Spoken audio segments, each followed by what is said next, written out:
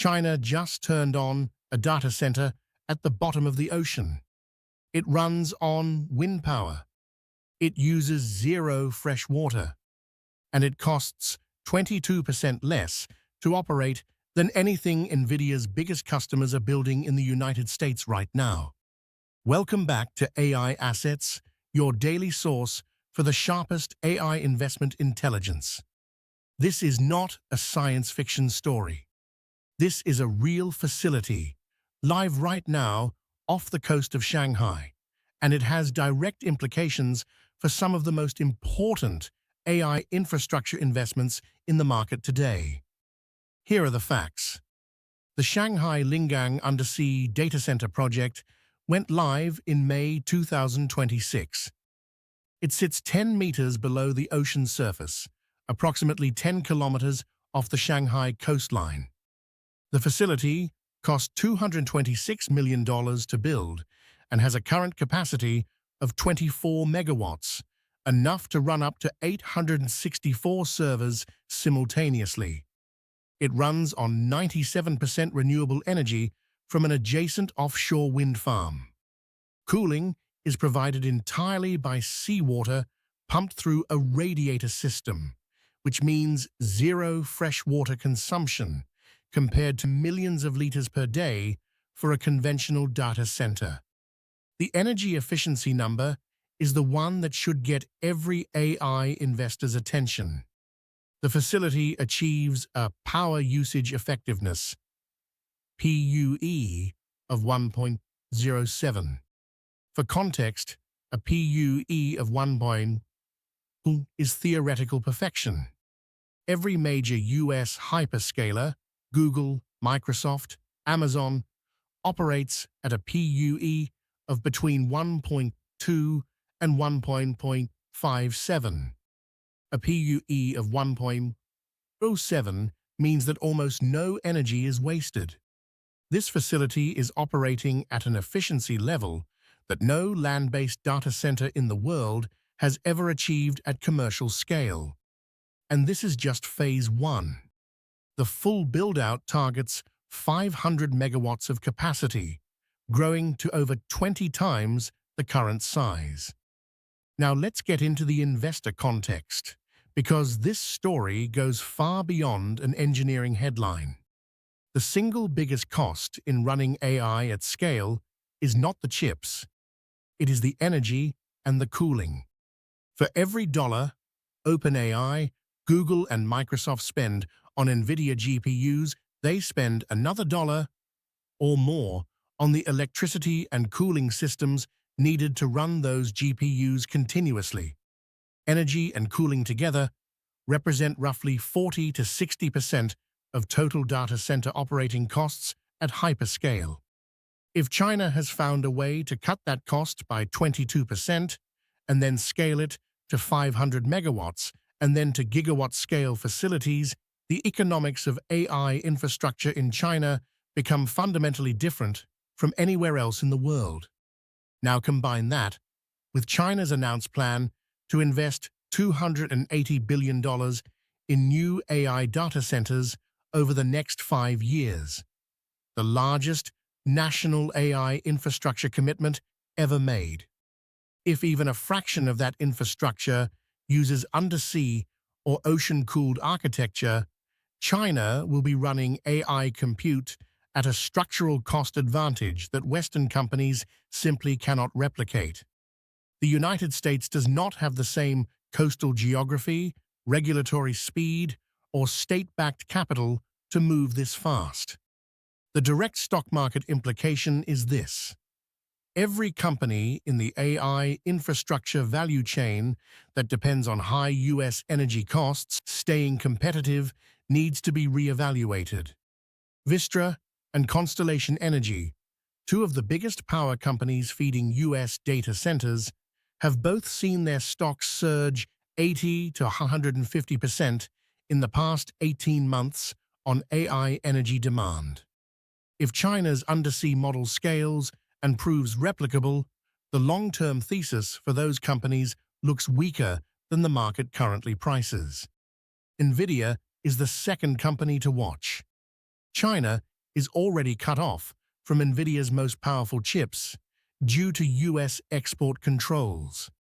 If China can now build efficient, cost-effective AI infrastructure around its own Huawei Ascend chips, supercharged by a 22% energy cost advantage, the export control strategy starts to look less effective than Washington intended. Here is what the market is completely missing about this story. Everyone is comparing this facility to Microsoft's Project Natick, the undersea data center experiment Microsoft ran off the Scottish coast between 2018 and 2020. Microsoft's conclusion was that undersea data centers had hardware reliability issues and were not yet commercially viable. China looked at that conclusion and disagreed. While Microsoft shelved the project, China went from pilot to commercial launch in less than 30 months. The Shanghai facility went live. It is not a test. It is not a proof of concept. It is a revenue-generating commercial data center sitting on the ocean floor right now. The risk for US investors is not that this facility threatens existing AI infrastructure today. At 24 megawatts, it is a fraction of a single hyperscale campus. The risk is the trajectory. China has demonstrated it can commercialize a technology that the West concluded was not ready. It has done it faster than anyone predicted, and it has state-level capital and political will to scale it at a speed that private Western companies cannot match. The deeper strategic risk is what this means for the global AI infrastructure race going into 2027 and 2028. If China builds out 50 to 100 gigawatts of ocean-cooled, wind-powered AI compute at a 20% structural cost advantage, Chinese AI companies will be able to run inference and training at costs that make OpenAI, Google, and Anthropic's business models look expensive by comparison. That is not priced into any US AI stock today. So what happens next? And how do you position yourself? 3 things to watch closely. First, the Phase 2 announcement for the Shanghai facility. The build-out plan targets 500 megawatts. Watch for the timeline and capital commitment on the next expansion phase. If China moves from 24 megawatts to 100 megawatts within 12 months, that is the signal that this is scaling fast, not staying as a showcase project. Second, Huawei's next AI chip announcement. Huawei's Ascend 91NC chip is already competitive with Nvidia's H100 for certain AI workloads. Combined with ocean-cooled infrastructure, a next-generation Huawei chip optimized for low-power undersea environments would be a direct threat to Nvidia's export control protected moat. Watch for announcements at any major Chinese tech conference in H2 2026. Third, US regulatory response. If Washington concludes that China's energy cost advantage in AI infrastructure threatens national security, which it likely will, expect new policies targeting Chinese offshore wind and data center subsidies. That response will likely come through the National Security Council and will move markets when it does. The smart positioning strategy: reduce overweight exposure to US power utility stocks that are priced for permanent AI energy demand dominance. Companies like Vistra and Constellation are priced for a world where US data centers have no serious competition on energy economics. That world is ending faster than the market realizes. For direct AI infrastructure exposure, the companies best positioned are those with geographic diversification. Microsoft, Google, and Amazon all have data center operations in Southeast Asia and can theoretically adopt ocean-cooled architecture outside US regulatory constraints. China just built a data center at the bottom of the ocean. It is more energy efficient than anything in the United States. It runs on wind power, and it is the first of what China plans to scale to 500 megawatts and beyond. The AI infrastructure race just got a new dimension, and most investors are not watching it yet.